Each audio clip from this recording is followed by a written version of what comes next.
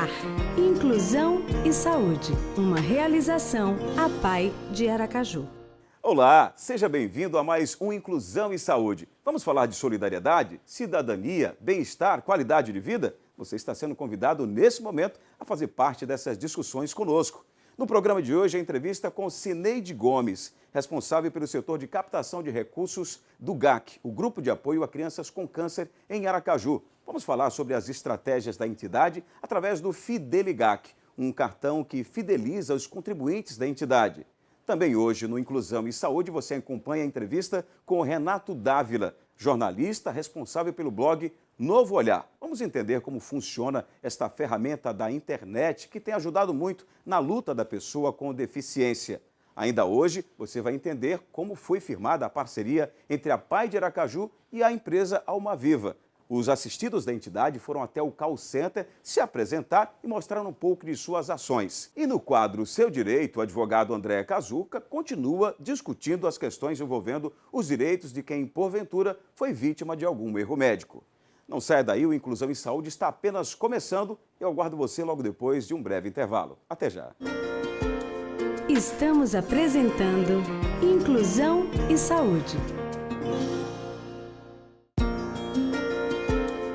Voltamos a apresentar Inclusão e Saúde. Voltamos com Inclusão e Saúde. Como anunciamos, já está aqui a nossa entrevistada Cineide Gomes, que é responsável pelo setor de captação de recursos do GAC, o Grupo de Apoio a Crianças com Câncer em Aracaju. Cineide, a gente falava na abertura do programa sobre o trabalho feito, uma estratégia para poder fidelizar exatamente os contribuintes do GAC, é o Fideligac. Já tem o meu cartão, inclusive, Fideligac, que você está vendo aí, ó. É o meu cartão mesmo, mostrando aí que nós estamos também apoiando esta causa. Me explica logo de imediato o que é o Fideligac para o nosso público. Pronto, Vanilson. O Fideligac é um programa de marketing e relacionamentos, né? É um programa que a gente possa estar fidelizando, né, os nossos contribuintes. O call center, ele possui um cadastro vasto de 14 mil pessoas, porém... Muita gente, né? Muita gente, né? Mas seria muito melhor ainda se essas pessoas doassem realmente, né, de certo, participassem. Algumas fazem uma doação uma única vez, né, a gente perde o contato e aí não volta a participar conosco. Então, pensando nisso, criamos o Fideligac, né, justamente para fidelizar esses nossos contribuintes. O contribuinte que é doador, né, da instituição do GAC, ele pode adquirir o cartãozinho, que é a nossa ferramenta de trabalho. É só ligar para o call center, que é o 3216-3737, e pedir o seu cartãozinho Fideligac. Esse cartãozinho ele chega na sua residência, né, e junto com ele também vai o catálogo. Qual a vantagem, né, de você ter esse cartão Fideligac? É justamente as empresas parceiras, né, que abraçaram também esse programa, elas vão conceder desconto para os contribuintes que apresentarem o cartão. Você recebe este catálogo juntamente com o cartão. E aqui dentro desse catálogo tem todas as empresas. Pode virar um pouco assim para a gente só mostrar que tem algumas empresas, ó.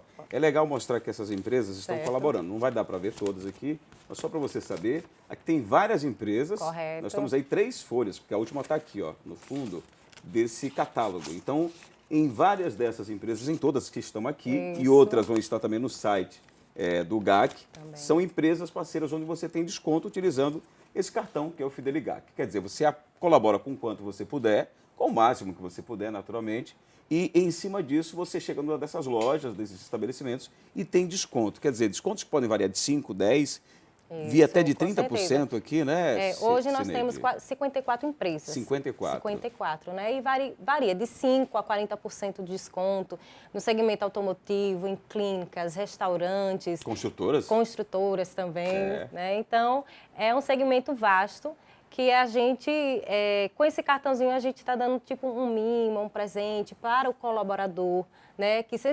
sensibiliza com a causa do GAC e que ajuda, né? Que existem várias formas de poder ajudar. Tem o boleto bancário, né? Tem o motoboy funciona o motoboy também, que pode buscar a sua doação, né? Então, eu acredito que esse gesto de doar, para você, retorna muito mais. Claro, e o que eu costumo dizer é o seguinte, você não precisaria, talvez, de um cartão para ser um contribuinte, mas acredito que a estratégia de fidelizar é para dar uma segurança, uma certa segurança, para a entidade em relação aos seus compromissos mensais. Com certeza. É essa a proposta, Isso Cineide? também, né? E em busca do empresário, né? Para que ele possa também estar presente nessa causa. Porque qual a empresa que não quer agregar uma causa como essa, a do GAC, né? Agregando valores ao seu estabelecimento. A marca da empresa, Com né? certeza. Pois então, a logo da empresa, ela está sendo divulgada não somente no catálogo, mas no site da instituição também, né? Então, dá visibilidade ao seu estabelecimento, né? Inclusive, tem até o próprio cartaz, que a empresa que é parceira, ela possui esse cartaz, dando visibilidade nessa parceria juntamente com o GAC. Então, em cada estabelecimento desse, que é parceiro, existe um cartaz como esse, que é esse que você já está mostrando aí agora. Esse cartaz que a gente está mostrando agora na tela aí, vai ficar fixado, e já está, na verdade, nesses estabelecimentos comerciais, para que você possa identificá-los, caso você não tenha visto, por exemplo, no catálogo, caso não tenha visto no site, porque aí você está lá... Até mesmo decorado, né? Sim, não dá para decorar todas, né? Todas, são muitas. Você, de repente, chega no local, pô, vai comer uma pizza, chegou lá, aí você tem lá, opa, aqui tem o Fideligate. O que você faz? Apenas você passa a ser um contribuinte, colabora com quanto você puder. Tem gente, agora é o que eu digo sempre, se você pode dar R$20, não dê R$5. Se você pode dar 50 por mês, então não dê 20. Então, se você pode contribuir, que a causa do GAC, como tantas outras entidades que a gente mostra, é mesmo uma causa nobre. Quem não conhece, vá no site do GAC, vou pedir para a Cineide aqui falar mais sobre isso, vá nas redes sociais do GAC, vá conhecer de perto, mas a gente vê tantas e tantas ações, né, da entidade, porque luta de fato e muitas vezes substitui o próprio Estado, né, em algumas situações, e não deveria ser o papel, né, do GAC e dessas entidades que lutam em favor da pessoa com câncer, da criança com câncer. Mas muitas vezes substitui até algumas das ações, né? Com encaminhamento certeza. de crianças. O que é que a gente pode falar sobre o GAC nesse sentido? Então, quem pode realmente mostrar essa importância, eu acredito que seja uma mãe, um pai, né? Então, você que, se tiver um tempinho, visita a instituição, eu convido, para que veja de perto essa suma importância do trabalho que o GAC realiza perante a sociedade. Né? O GAC ele tem vários projetos, a gente tem um projeto Cultivando Vidas, pois a gente vai na casa do próprio assistido. Né? O GAC ele sempre dá cesta básica mensalmente a essas famílias assistidas, certo? Tem vários projetos, o projeto EPIC, todos os meses a gente reúne as crianças e bate os parabéns daquelas crianças que estão comemorando, né, o seu aniversário neste mês. E vários outros projetos também. Nós queremos até salientar, porque o GAC está na busca aí de construir, na verdade, de ter a sua sede, né? E já ganhou o terreno, o Fred Gomes esteve aqui outra vez e falava sobre isso. Só para a gente finalizar, como é que está o andamento ou a perspectiva de que essa obra se inicie? Olha só, então a gente vem lutando e muito, né, correndo atrás, captando para que essa construção seja iniciada. Então a nossa previsão é a partir de 2017, né, já no início, começar essa construção, para que a gente possa ampliar o atendimento também, né, e dar um melhor conforto também a essas famílias que necessitam desse apoio. Vamos torcer que isso aconteça logo. Cineide, muito obrigado pela sua vinda e boa sorte, não só nessa campanha da sede, mas também, sobretudo, nesse trabalho com o Fideligate, que tem uma estratégia muito boa e que todos possam continuar contribuindo. Com certeza, e só frisando, né, para quem é doador e quer adquirir o seu cartão Fideligate, é só ligar para o call center, que é o 3216 37 e 37. Aquele que ainda não é doador também pode ligar para este número, fazer o seu cadastro, né, e marcar a sua doação. Certo? Ok? E Obrigado. para os empresários que queiram também fazer parte, né, do Fideligate, abraçar essa causa, o telefone é o 3023-0644. 3023-0644. Obrigado, Cineide Gomes, obrigada. Ela que é responsável pelo setor de captação de recursos do GAC, o Grupo de Apoio a Crianças com Câncer em Aracaju. E agora, por falar em apoio, por falar em solidariedade, nós vamos conhecer um pouco do que foi o dia dedicado, ou a semana dedicada à luta nacional da pessoa com deficiência, uma parceria envolvendo a PAI de Aracaju e a empresa Alma Viva, o call center localizado no bairro Industrial. Confira. Foram 2 dias bem diferentes, tanto para os assistidos da PAI de Aracaju, quanto para os colaboradores da empresa Alma Viva no bairro Industrial, especializada no segmento de call center. Dos 6.700 funcionários, muitos aproveitaram seus intervalos para prestigiarem as apresentações dos alunos da entidade. No primeiro dia, destaque para o grupo de capoeira da APAI. Atividade que não só encantou, como envolveu a todos. A interação foi palavra de ordem entre eles. As parcerias, elas sempre são muito bem-vindas, porque tanto a APAI, nossa instituição, consegue ter uma visibilidade mais ampla diante da sociedade, quanto isso também é benéfico para os nossos alunos, que se sentem estimulados, se sentem valorizados diante de apresentações e conhecer ambientes novos, né? No segundo dia, foi a vez do coral Batuca Pai ganhar a atenção do público. A apresentação que empolgou os funcionários do call center.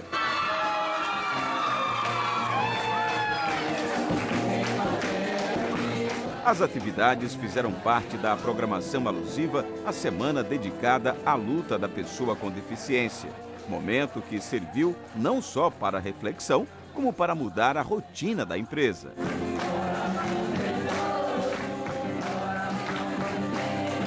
Eu vi que realmente deficientes somos nós que não paramos para observar pequenas coisas, entendeu?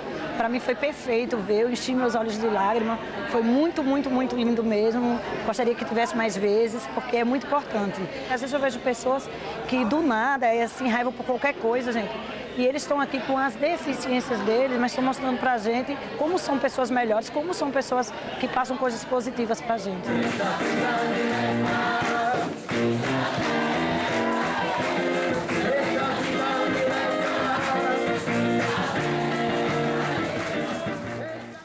Que legal essa reportagem, né? Deu para a gente perceber a preocupação da empresa Alma Viva com os deficientes, né? As pessoas com deficiência e também a APAI de Aracaju, que mais uma vez se apresentou no espaço onde a interatividade foi possível. Para a gente mudar um pouco esse olhar da gente para essas pessoas que são chamadas de pessoas com deficiência e às vezes a diferença está no nosso olhar. Falar nisso, falar em novo olhar, na volta do intervalo a gente conversa com Renato Dávila, jornalista responsável pelo blog Novo Olhar. Você vai entender como é que essa ferramenta de internet tem sido utilizada na luta da pessoa com deficiência. Um rápido intervalo e a gente volta já. Estamos apresentando Inclusão e Saúde. Voltamos a apresentar Inclusão e Saúde. Voltamos com Inclusão e Saúde, agradecendo a você pela imensa audiência, pela interação, a você que nos acompanha pelas redes sociais, que acompanha também as nossas reprises pelo YouTube. Nosso muito obrigado mesmo pela fidelidade aqui do Inclusão e Saúde. Como prometemos, já está conosco o Renato Dávila, ele que é jornalista, responsável pelo blog Novo Olhar. Renato, prazer cumprimentá-lo aqui no nosso Inclusão e Saúde. Prazer é nosso mesmo aqui de tê-lo no Inclusão e Saúde. Agora, é engraçado que eu quero começar falando de um assunto, não do blog ainda, mas algo que chamou a minha atenção. É que recentemente recebemos a presença do vice-presidente da organização chamada Associação de Cegos do Brasil. O termo cego é utilizado na própria entidade e às vezes a gente fica cheio de milindres, né? Cheio de jeito para falar sobre o deficiente visual. E a entidade já faz referência ao cego mesmo. Isso tem sido trabalhado entre os deficientes visuais para que não haja esse tipo de discriminação desde o começo, Renato? É essa a proposta? Sim, primeiro obrigado, Vinícius. É interessante você abordar isso porque as pessoas ficam com receio de falar, mas na verdade a gente não tenta evitar os termos pejorativos, como ceguinho, ou então termos que já não são mais usados como portador de deficiência, né? Porque fica uma coisa muito pejorativa. Então, o termo cego, ele ainda é usado no Brasil porque é um termo que se refere às pessoas que não enxergam nada de fato. Mas o termo de pessoa deficiente, ele já está sendo substituído por pessoa com deficiência. Então, ele seria o mais adequado, né? Ele que já vem sendo utilizado em algumas matérias, em algumas reportagens, e é o termo mais adequado hoje em dia para falar dessas pessoas, né? Agora, é aquilo que eu falava logo no início, com relação ao termo Novo Olhar, que é exatamente o termo que leva o nome do seu blog, porque as pessoas precisam ter esse novo olhar, não só para o deficiente visual, ou então para o cego, né, como a gente acabou de falar sobre o assunto, mas esse olhar tem que ser diferenciado para as pessoas com deficiência. Essa a proposta do seu blog. Explica o que é o blog e por que ele nasceu, né, há cerca de um ano. Certo. Ele nasceu, então, há cerca de um ano, devido a uma necessidade justamente constatada da sociedade sergipana e dos internautas, de uma forma do Brasil, eles terem essa plataforma para esclarecer sobre o que é a deficiência visual, o que é de fato a pessoa com baixa visão, que é o meu caso, que é de fato uma pessoa que tem uma síndrome, uma pessoa com deficiência intelectual, enfim. Então, ele surgiu de uma necessidade de esclarecer a sociedade sobre a rotina dessas pessoas, as necessidades delas, assim como as ações voltadas a elas. A gente sabe que hoje a população sergipana é de cerca de 2 milhões e 200 mil, né? Então, existem 500 mil pessoas com deficiência. Ultimamente, esse número vem aumentando. Esses dados são do censo de 2010. Então, são 6 anos que a gente não tem um censo voltado a essas pessoas. E o que acontece? Por essa necessidade, justamente, de mostrar o trabalho dessas pessoas, foi que surgiu o Novo Olhar, com a expectativa de realmente trazer essas informações, tanto para as pessoas que têm alguma limitação, quanto para as pessoas que lidam com essas pessoas, e também a sociedade no modo geral, porque essas pessoas estão, de uma certa forma, carentes de um espaço que precisasse falar sobre elas, que precisasse mostrar as necessidades, as ações e as soluções também para dificuldades no dia a dia, leis, enfim, aplicativos, né, que são coisas que são bem cobradas para que a gente mostre pela própria população, pelas próprias pessoas com deficiência. E, Vinícius, um dado interessante é que, ultimamente, o quadro de pessoas com deficiência ele vem aumentando. Porque existe aí o Zika vírus, né? Então, a microcefalia, ela hoje é uma realidade cada vez mais presente Sem na dúvida. vida de crianças que nascem, né, vêm a ser acometidas com essa necessidade, digamos. E a gente vê cada vez mais a pessoa com deficiência ganhando espaço, tanto na mídia quanto nas próprias instituições. Mas é bem verdade que para fazer alguma coisa para essas pessoas é preciso escutá-las. Então hoje essas pessoas elas têm voz a partir do nosso blog, o Novo Olhar, que justamente traz essas realidades, abrindo esse espaço e trazendo à sociedade, às pessoas, o que é realmente estar com uma deficiência, né? Já que cada caso tem suas particularidades. Renato, foi interessante você ter chamado a atenção para o aspecto de os espaços estarem preparados ou estarem se preparando para atender essas pessoas com deficiência, sejam elas com deficiência visual ou qualquer outro tipo de deficiência. Por que eu estou dizendo isso? Você hoje é um exemplo de superação.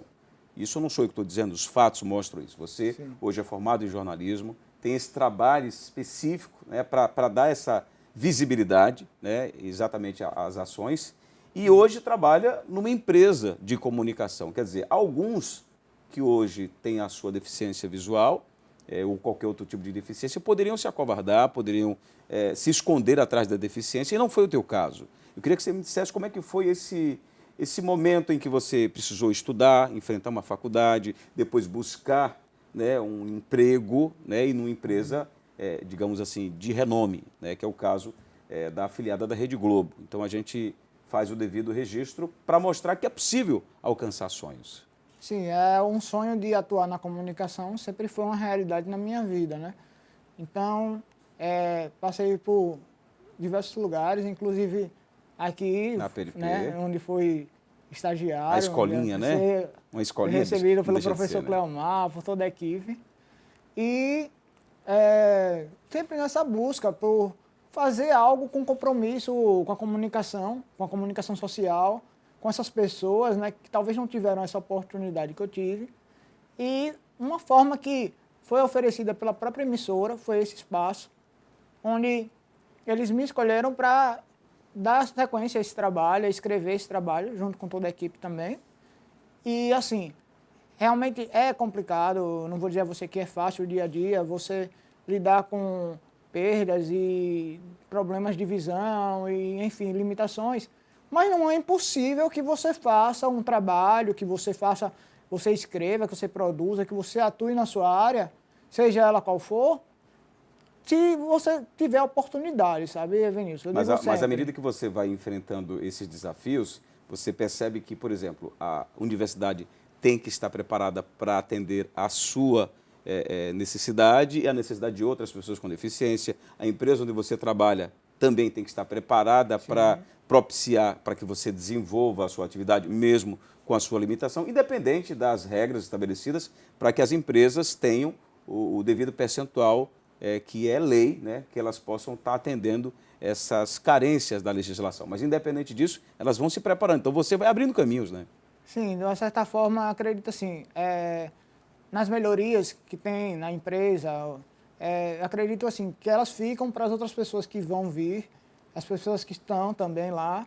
E essa questão do espaço se adaptar, quando eu me retrato sempre há 10 anos atrás, as pessoas com deficiência elas tinham que se adaptar aos lugares, se adaptar à escola. E hoje, por lei, até a gente cita lá no nosso blog, lá no Novo Olhar, as instituições que têm que se adaptar às pessoas com deficiência. Então, por exemplo, uma criança não pode estudar numa escola particular e ter que pagar a mais porque é deficiente. Para que a escola possa manter essa estrutura. Sim. Olha, Renato, a gente teria que passar um programa inteiro só para falar desses temas e especificamente dessas questões. Mas o tempo já passou e eu queria que você pudesse citar, porque a gente já está mostrando aí o seu endereço eletrônico desde o começo da entrevista, qual que é o endereço do blog, como é que as pessoas podem fazer para interagir, para poder colaborar com o blog Novo Olhar. Sim, as pessoas podem procurar o blog, né, que está hospedado no g1.com/se, certo? Está hospedado o blog. E é importante que as pessoas possam ler, acompanhar semanalmente, compartilhar, e encaminhar, sim, suas sugestões, seja através das nossas redes sociais, seja através do telefone da empresa, ligando para a empresa. Sugerir pautas e tudo, né? Então, assim, a gente está bem antenado com as redes sociais também, com outros projetos, tanto de Sergipe quanto de fora, né? A exemplo do Beto, que veio para cá, como você falou. E é importante que você participe, você da sociedade, você que tem uma deficiência, você que precisa desse espaço, que precisa dessa voz para poder contar a sua história. Através do Novo Olhar, a gente abre espaço, sim, para a cidadania e a gente conta com você. Obrigado, então, viu, Renato? Dá um abraço no teu pai, doutor Vilmar, né? Tá, ok, toda obrigado. a tua família. Obrigado pelo carinho aqui e por ter vindo ao nosso Inclusão em Saúde. Obrigado a vocês. Bom, e agora o programa vai ao quadro O Seu Direito.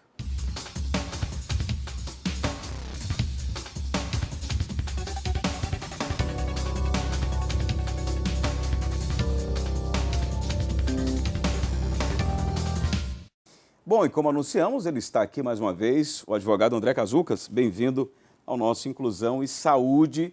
E como a gente também tinha dito, o assunto é erro médico, continua sendo recorrente. Não que a gente queira incriminar profissionais A ou B, nada disso, apenas para colocar o direito daqueles que, porventura, podem ter sido vítimas de algum erro dessa natureza, que às vezes não é um erro. Então, queria que a gente pudesse até destrinchar isso. Muitas vezes acontece o erro de tal maneira que você pode ter os danos. Mas, eu vou entrar contra o médico porque eu vou exigir danos morais. Quando é que a gente pode dizer que, olha, pode ser um dano moral ou pode ser algum outro tipo de dano, doutor André? Perfeito. Essa questão é muito recorrente. O que a gente tem de importante para observar? Que na responsabilidade civil a gente tem que demonstrar que a conduta ocasionou o dano. Então, a conduta foi uma conduta diferente daquela que era prevista e o resultado foi um resultado negativo.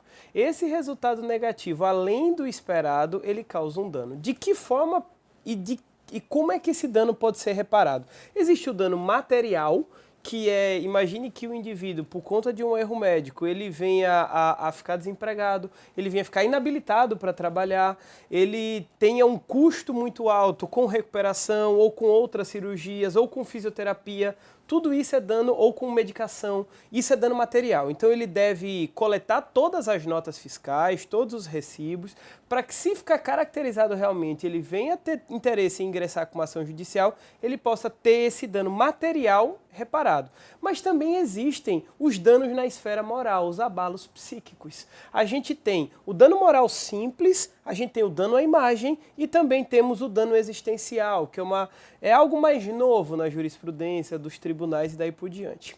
Existe uma situação, e eu já me deparei com já me deparei com algumas semelhantes, até fazendo reportagens, de mães, né, parturientes, ou no caso ela com os maridos, que acusam os médicos, ou nesse caso o cirurgião, né, de terem, matado o filho. Olha, morreu no parto. Então, aquele momento da dor, às vezes é isso, às vezes não, e acabam fazendo esse tipo de acusação. Só que alguns médicos já disseram que tem procedimentos que, às vezes, ele precisa adotar para salvar a mãe, e nesse caso, entre priorizar a mãe e o filho, tem que salvar a mãe. Se fosse uma situação como essa, ou quando uma situação pode ser interpretada como negligência, se ele tiver que abdicar de uma dessas vidas? Veja, essa situação é muito séria, porque a gente está falando de erro médico comprovado, de situação em que a conduta é praticada com negligência, com imprudência ou com a imperícia, que é a falha profissional. Então, a gente está tratando de situações em que é provável que haverá uma perícia, essa perícia vai atestar a situação. São situações excepcionais. A regra é que a conduta é praticada da melhor forma possível. Afinal, o médico, na atuação profissional, ele não, na maioria das vezes, oferece o resultado da atividade. Ele vai empregar todos os meios necessários, mas ele não tem como garantir que o resultado saia daquela forma. Afinal, não há, ou acredito que não há, como se controlar 100% a biologia. Mas aí a gente vai ter essa gradação, eventualmente os danos, se comprovar, um dano dessa monta transcende o dano moral puro, chega ao dano existencial, que é aquele dano que afeta a vida da pessoa. A partir daquele momento, ela passa a ter uma percepção diferente das coisas. Então, ceifam sonhos, ceifam objetivos, e a justiça tem que reparar uma situação dessa natureza. E no caso das pessoas que buscam o resultado estético apenas, aí o médico se compromete em dar um determinado resultado para que a pessoa fique toda bonitona, e na prática o que acontece é o contrário. E aí? Essa é uma situação diferenciada. Então, quando a cirurgia plástica ela tem um cunho exclusivamente estético, nesse caso, o profissional ele se compromete com o resultado.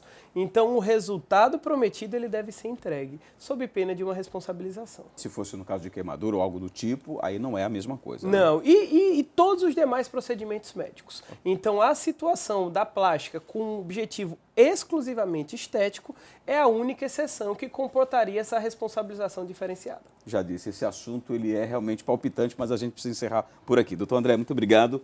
Até o próximo compromisso, se Deus quiser. Eu que agradeço. Fiquem todos com Deus. Um forte abraço. Pois é, o Inclusão em Saúde de hoje fica por aqui, agradecendo mais uma vez pela sua audiência, pela sua interação, pela sua participação aqui no nosso programa. Lembrando que o Inclusão em Saúde é exibido sempre, as suas edições inéditas, aos sábados, às 10 da manhã, pela TV APNP e pela APAI FM, e também com reprises nas quartas-feiras, às 2 da tarde. Até o próximo programa, se Deus quiser. Você assistiu Inclusão e Saúde, uma realização APAI de Aracaju.